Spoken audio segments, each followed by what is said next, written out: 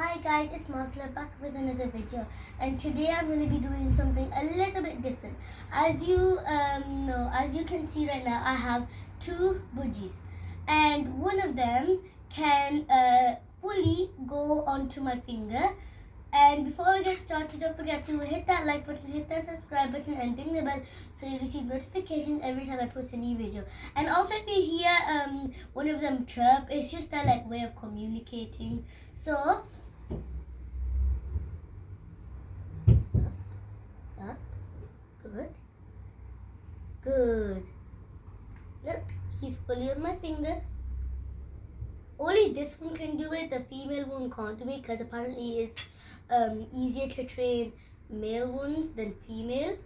And I can also feed him as treats. Go back. Good. Let's try the other way.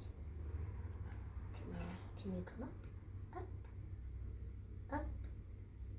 Good.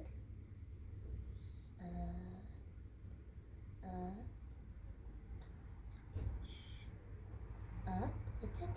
Up. Good.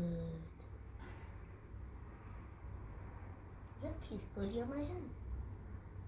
Okay, now it's time for treats.